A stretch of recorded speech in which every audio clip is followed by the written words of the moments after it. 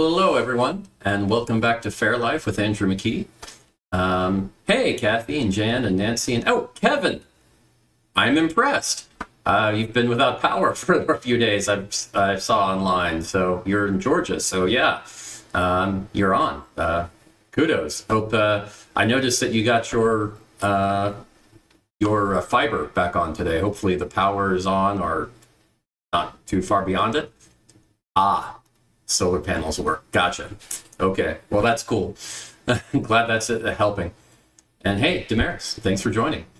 But yeah, it's been another crazy week. Of course, Kevin can talk more about the hurricane craziness than I can, but I'm here in Belleville, Texas, setting out most of that until Louisiana starts up in about a month. So yeah. Oh, and Alicia's on too? Okay, I'm really shocked now because I wasn't expecting her today. So thank you. That's really awesome. And Kat, hey, hello. Yeah, it's been really crazy. Of course, the hurricane went through and affected a ton of people, not just Rennies, but really hit the Ohio Renaissance Festival hard. I don't know how many of you have heard about that. And yeah, RCF has been getting grant money and helping out a lot of different people with that. If you're not familiar with RCF, that's the Renaissance Catastrophic Emergency Assistance Foundation, sort of like the disaster version of Rescue, that organization that helps out Rennies. So, but yeah, a lot of people at the Ohio Fair really just lost what they had. They were without power on Saturday, so they didn't open, and then managed to open up on Sunday. But yeah, it was, and they also said that tickets, if you had dedicated day tickets for that Saturday, they're good at any point the rest of the year for the fair. So yeah. And Sarit, hey, and Harvey, hello. Yes. For those of you that don't know, I guess I'll jump into that.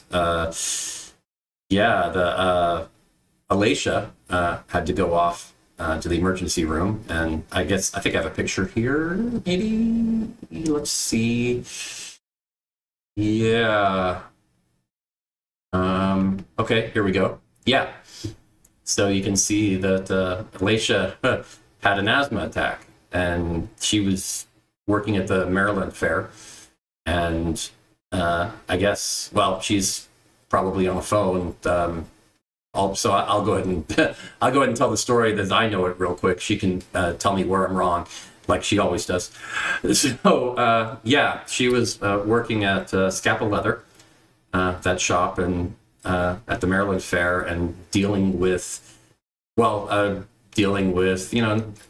problems in general with the air and the mold and ragweed, and just generally not having a very good breathing day anyway. And then some guy comes in with incense burning in his hat, like that's cool. And he goes into a clothing shop with incense. I mean, that's like going in with a cigar blowing smoke on all the clothes. I mean, that's just so wrong on so many levels. Aside from that, but unfortunately, that whatever the smoke or what was in the incense or whatever caused an asthma attack, and it induced it. It was a trigger, I guess, and she had to go to the emergency room. So they kept her overnight, and she's doing better now. But yeah, right. I totally agree with you, Jan. That was that was really not cool. Not cool. I empathize a lot because I've always been sensitive to smoke myself, a little more than usual, and it's always hit me pretty hard. So I always have to be careful around campfires. So it's always fun to Red Fair, let me tell you. But yeah, you're not wrong. Yeah, that's. Tell me about it. I totally understand.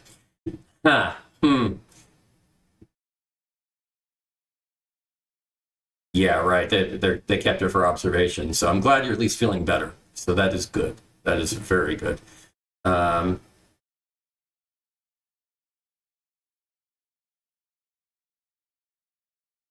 Well, that's always the good thing, Kevin. Yeah, you get to know your neighbors, and yeah, you get to be, I guess that's one of those things. Disaster tends to bring out the best in people, but it also lets you know who your friends are.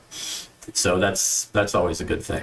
Um, but yeah, I'm glad it wasn't worse, because I know for some people it was. So I'm glad you're doing at least okay. Never easy, never easy. Ooh, yeah.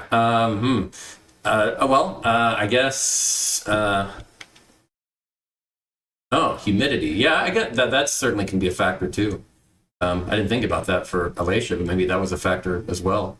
Uh, yeah, I mean, you never know. I mean, it's probably a combination of things that is a trigger, I guess. But humidity, yeah. For me, that usually just affects my instruments more than anything. Gotcha. Okay, that makes sense. Hmm. Ooh. Oh, yeah. I mentioned this last week, but I got the new hat. It looks just like the old hat, except it's actually blue. I didn't. It happened so gradually. I didn't realize how much the other hat had faded until this came in. I mean, oh my god. Oh my god. I mean, it's yeah. I mean, I don't know if the camera and everything is doing it justice, because it's a lot lighter. I mean, it's like a light blue, where this is an actual kind of more of a royal blue. I like it. So excellent. Yeah. Uh-huh. Okay, so it is coming through on the picture. Okay.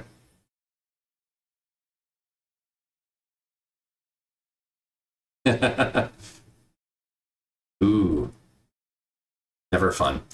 But yeah, I haven't put feathers or anything in yet, because that's going to be after I uh, actually, yeah, it's the same. It's still a light blue on the inside as well. I don't know. It really it really happened like that. Yeah, it's a light blue on the outside and inside. Velveteen, what can you do? Okay, that's true. But one thing I am going to do is I got some Scotch Guard. That's they make a UV protection version.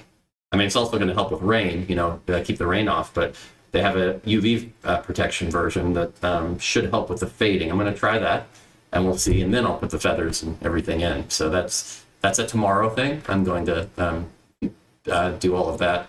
And while I'm at it, I'll go ahead and re-Scotch guard my cloak like you do every season, or every off season, I guess, because well, that's what you do. But yeah, it is. Of course, the hat is one of those things that always is out in the sun and really gets the most craziness. So it makes sense. But yeah, yeah. Okay, well, that's one way to do it. Sure. Um, but hey, I just went with a hat that I liked, and I've always liked this hat. It's just, it's a nice, yeah. It looks good on me, I think, or at least it always has. And I may change it at some point, but for now, I'm going with what works. Um, yes, there is going to be a true feather in my hat. I've already got feathers, new feathers, and I mean, this one had feathers too. They're in bad shape, but yeah, they did have it, so we're good. Yes.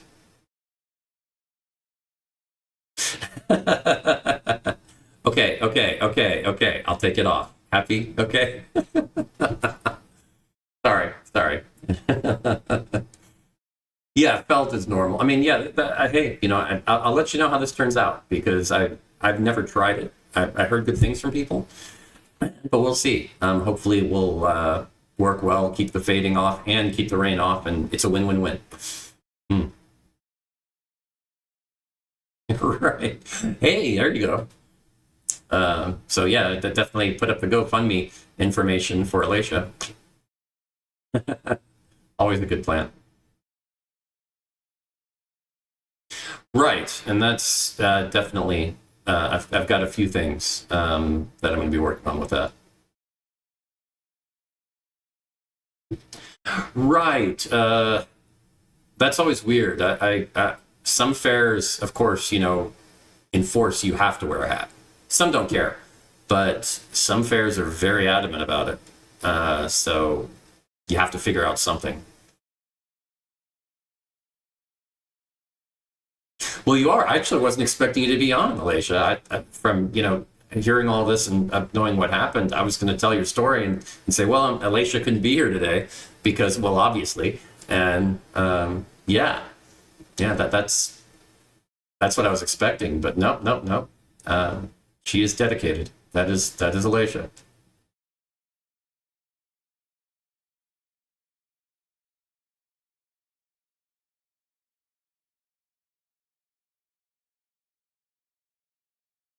Ah, right, right. You sometimes can do some cool things with that. Yeah, the braided flowers. Yeah, the classic.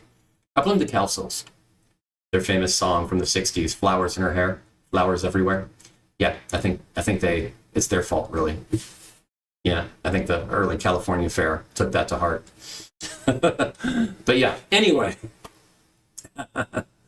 okay, that's fair. When you're kind of waiting at the hospital or ER or whatever, yeah, I'm sure you're bored out of your mind. So I'm glad to provide a distraction at the very least, considering what you've been through. So yeah, definitely. Definitely. So yeah, let's see. What have I been doing the last week? Well, recorded a podcast with my old bandmate, Mark Gunn. Actually, a couple of podcasts. He left the country to do one of his adventures, and we did recorded a couple of podcasts together. I'm not sure when they're going up, but yeah, that's worked on that. He did bring up something interesting, though, an interesting concept. I'll share with you. He was talking about serendipitous inspiration, and he'd read this somewhere and wanted my take on it. But it was essentially the concept of because of the way targeted that the internet is targeted now more than ever, you never stumble across anything anymore. Where the old internet used to be great for just brainstorming, finding out new things, that being introduced to new ideas. Like, oh, hey, I've never thought of doing that. That sounds great. YouTube used to do it too, but now it's happening less and less. You're kind of being spoon-fed essentially what you want to hear, whether it's fact or fiction, whether it's interesting or not. It's just like spoon feeding you the things that you want to see, based on what you've already seen. You'll like this too, but you don't get introduced to anything new. And that problem means you're not really going to grow as much as a person as you normally would, or would used to on the internet and in general, because you're not introduced to anything. And I was kind of like, you're right. That's very true. The way it's going, even Google searches are pretty much going that way because of the targeting. I mean, I have a lot of filters to try to minimize targeting as much as I can, but it still happens. So yeah, I really see that. It's an interesting concept where targeted results ruin random inspiration. So yeah. Anyway, just a thought, something to keep in mind as you wander through the internet, and maybe inspire you to stumble in a few areas where you might not have, just for the good of humanity. Yeah, I mean, another thing I've been noticing is, oh, right.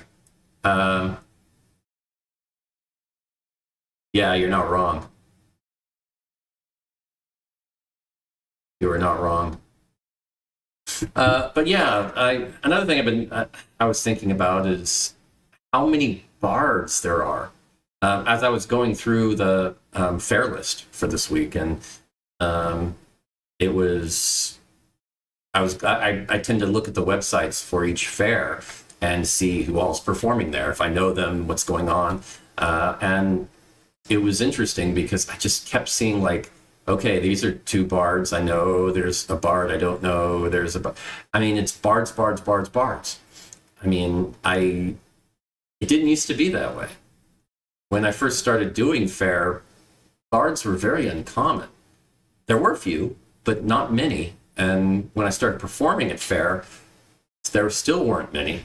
I mean, I'd go to fairs and I'd be the only bard there. Well, with Mark, I mean, as well, we'd be the only bards there. It was rare to see other bards, and usually it was the Bedlam bards and Bard O'Neill and maybe a couple of others. But yeah, nice try, at least. But yeah, it's kind of been interesting how popular, if you're a musician, you're a bard, and that approach. Well, yeah, now you have groups like Bardy Party in the Northeast who, well, I mean, I like them. They're great. They're three ladies doing great vocals and harmonies and songs. But yeah, I mean, it's really weird. Oh, that's a good one. Okay, but no, I think back to when we first started Fairs, and Mark and I had the long conversation about what do we want to call ourselves, and we were trying out for the first year of the Excalibur Fantasy Fair outside of Austin. This was back in 1999, and yeah, I mean, we had several long meetings about, okay, what do we want to call ourselves? And we threw out ideas. He had some of his ideas, I had some of mine. My two main ideas, of course, the first one was Brobdingnagian and Bards. And then the second option I came up with was main option. We had others, but was Mendicant Minstrels, if you can believe it. Mendicant Minstrels. I think my sister suggested that to me, actually, as I remember, but I'm not 100% sure. I think she came up with that and told me, but yeah, it's been kind of interesting to see that progression, because we tried out and did the whole bard thing, and I mean, it wasn't because bards were common. Quite the opposite. We actually wanted to be bards because they weren't that common. We talked about it and went different ways. I mean, would we be troubadours, trouvères, minstrels, what? And we kind of settled on bards. And Mark liked bards for the main reason that it was higher alphabetically. He said, you normally do a B word with bard, and that's going to be better. And so I came up with Brobdingnagian bards. But when we settled on, but that was why. It really wasn't anything else. But now everybody's a bard.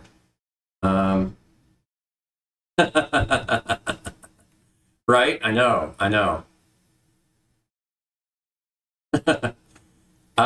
Yeah. Well, Mendicant Minstrels. Gosh, imagine how life would be different if we'd gone that way. Really. But no. I mean, Mark hated it. He didn't like Brobdingnagian bards. No, he thought it would be bad marketing wise, and there's some truth in that. Sure, it's not easy to spell, and the website we came up with was thebards.net as opposed to Brobdingnagian bards, just so you didn't have to type it in all the time.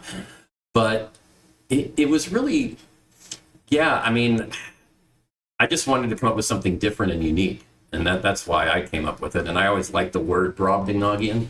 From Gulliver's Travels, and there was a comic I saw once that had it in there.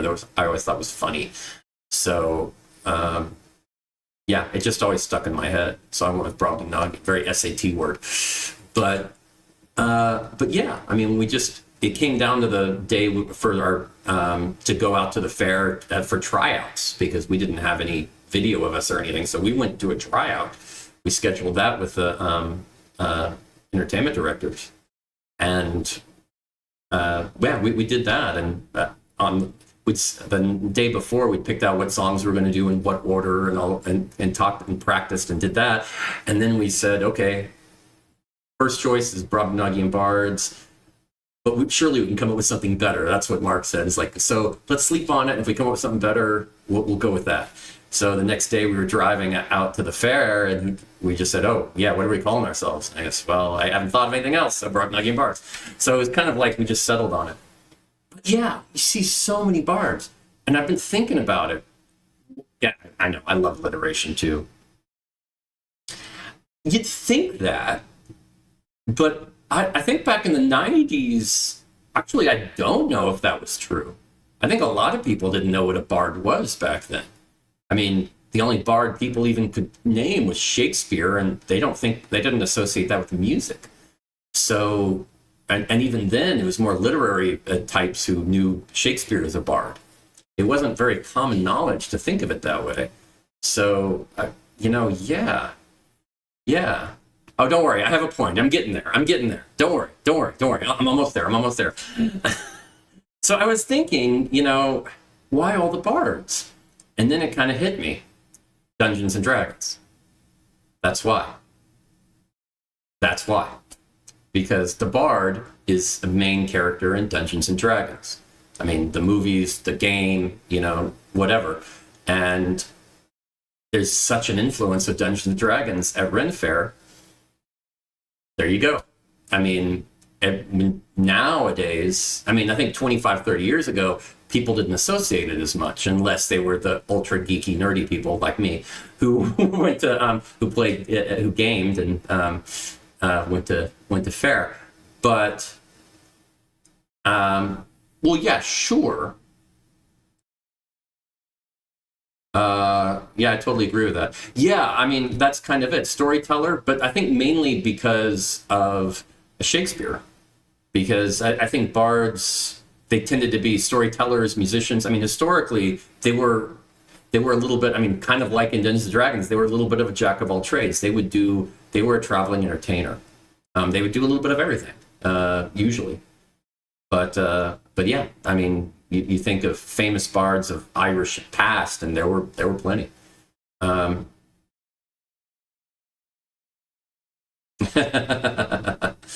But yeah, I think it's that D&D influence, that Dungeons and Dragons influence, and it's getting such a resurgence these days. It has for the last 15 years. That whole nerd resurgence that started around 2005, that was so huge.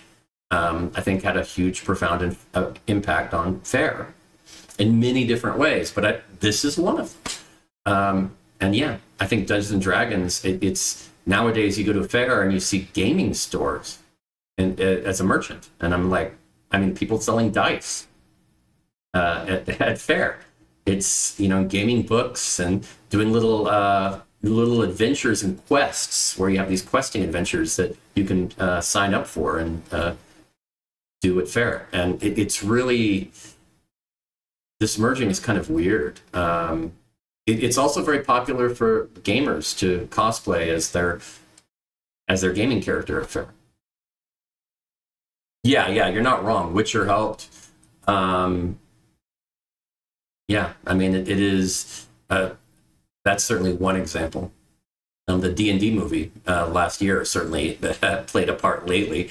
But yeah, I think it certainly has been an influence.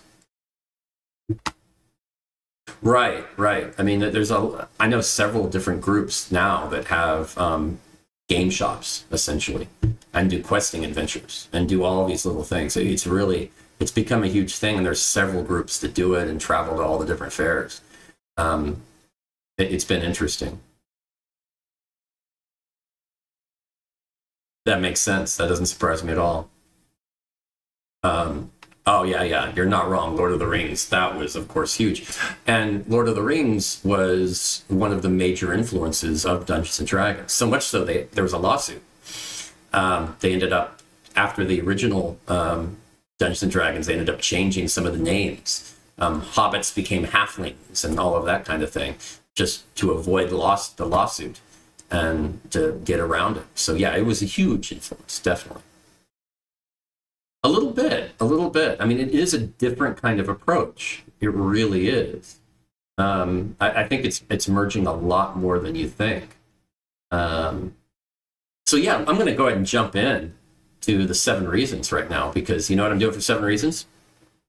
7 reasons gaming and Faire are similar. I know. We're going to do that real quick. I know I'm running out of time, but we don't have as many fairs this week, so we're going to do this. Yeah, no joke, right? Okay, let's do number 7. The seventh reason why gaming and Faire are similar. This one's obvious. Garb. I mean, come on. Garb.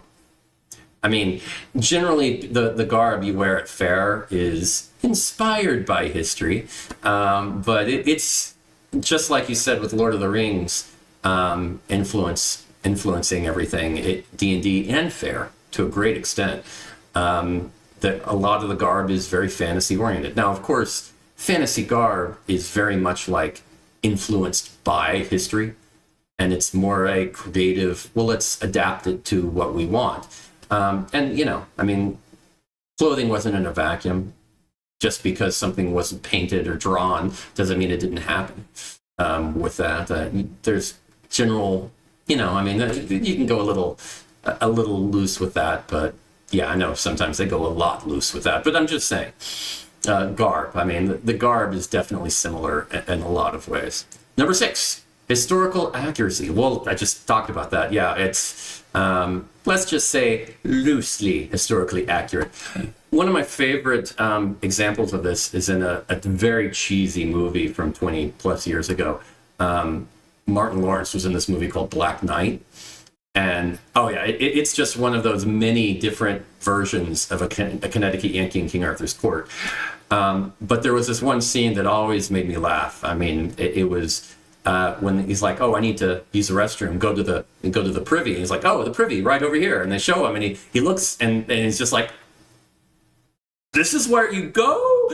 And and they show a really close up look of what a privy looked like, and I'm just kind of, yep.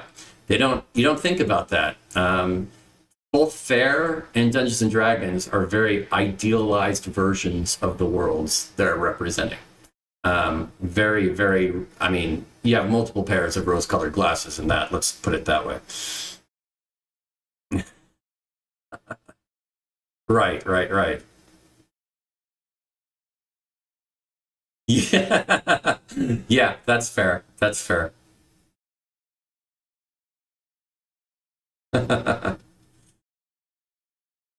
Yeah, definitely. Oh, did you actually see Black Knight? Excellent.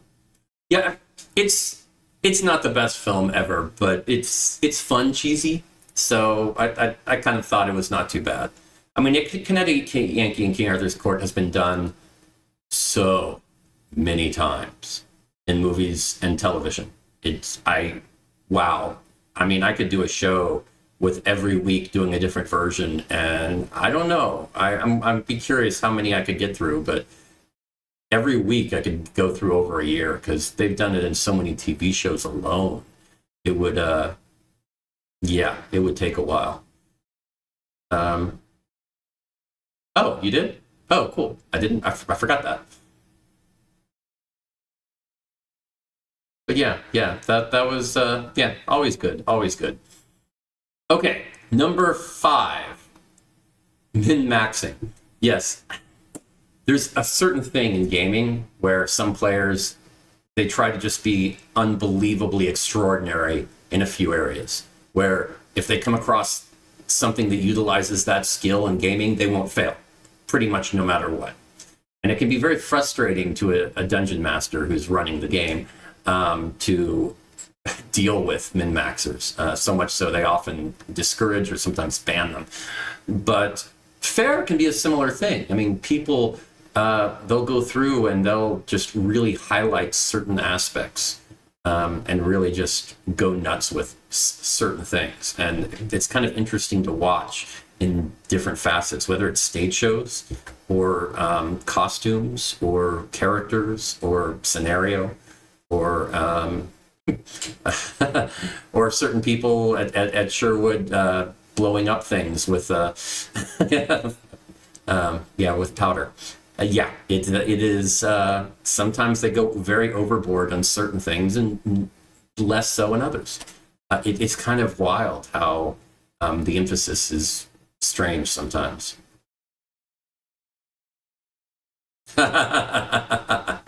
Hey! I didn't even mention a jumping frog. Right. That's always a good route to go. It's nice when you have the option. It really is. Number 4, the hero. When you dress up for Faire, don't you normally try to play the hero? I mean, you're the king or the knight or the princess or the beefy fighter or whatever. I mean, the very powerful magic user. I mean, whatever you're doing. And the same thing in gaming. You always try to play the hero. You're not just going to be a farmer generally. I mean, that's more Settlers of Catan. No, you're going to you're going to try to be the hero and do amazingly great things. So yeah, I think that's kind of a common thing. And 3 is interesting. It's where tough becomes fun. There's a certain concept with being a dungeon master where everything's kind of scripted, like a video game, but you still kind of have a choice. It's almost like an illusion of a challenge. I mean, you want all the players generally to live and survive the encounter and keep going because you want the game to continue, but you don't want to make it too easy. So you kind of streamline it specifically for them, making it seem like they could die at any point, but in reality, it's not that hard. Not really. I mean, they could still make a mistake, but it's not as likely as they think. So it's kind of like an illusion of challenge. Faire is the same thing. I mean, you go into Faire and you have this illusion of choice. I mean, a good Faire, they set it up where, a certain group of people are going to go to this show first, a certain group of people are going to go to this show first, a certain group of people are going to go shopping first. And then as the Faire goes on, that group that went to that show will go to this show next. And the group that went to that show will go to this show next. And, it's very dance puppets dance if they're doing it right. I mean, not everybody follows that. Sure, there are always those individualists free thinkers who do go their own way. But a majority of people follow that procedure, and it is very orchestrated, a lot more than you think. Right. That's kind of how I am too. But sometimes I'll go the other way just because I can tell somebody's trying to lead me that way, and I get stubborn. How shocking. So I understand, but I'm still going in group, like the massive, the 60-70% kind of grouping of people. And when you're talking about thousands and thousands of people, those numbers add up, and it is important.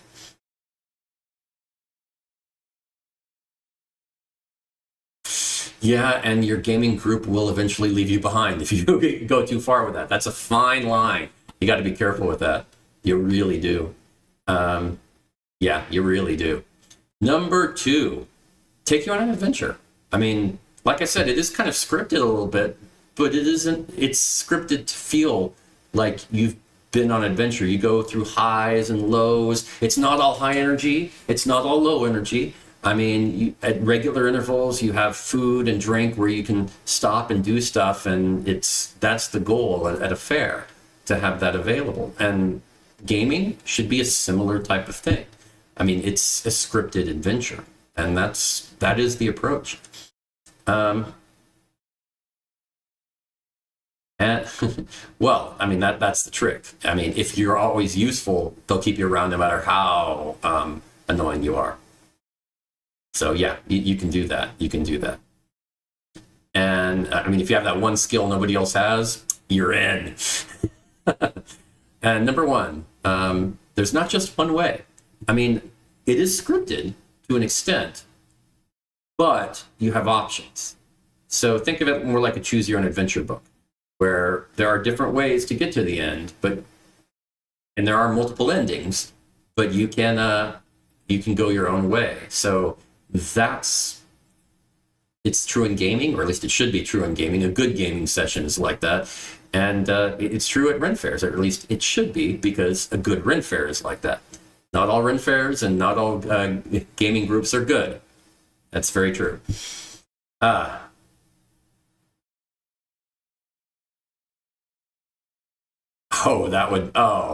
that's just cruel. The clerics must have been like going ballistic. Why won't they listen to me? Yeah, drove the clerics bonkers. Okay, yeah, I didn't even get that far in the message. Yes, Yes. I wouldn't have necessarily abandon you, but I mean, you've got to provide. Here's the thing. I always looked at gaming groups as you have to have a reason. I mean, if you've been lifelong friends for 10 years, okay. But if all of you meet in a bar, if somebody's really annoying, you're not going to want to stick with them. So you've got to really have something that's just beneficial. Or, I mean, if you just met, you've got to get along. And that's the trick. So yeah, that's sort of the thing. Anyway, okay, that's 7 reasons. Woohoo! Okay, let's jump over to Faire, the Faire list, because there are fewer this week. Last week there were 27. Yeah, 27 Fairs. That is, I don't know if that's the record, but it's really close if it's not. Yeah, that was an anomalous weekend, to say the least. Now we're down to 20, so a little easier.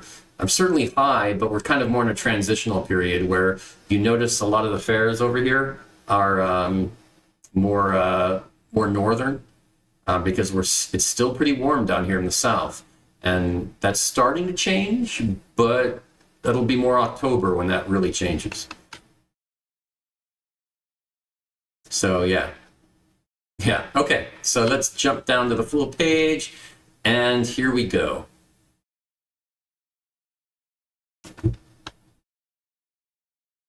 Okay. Woohoo! Nice.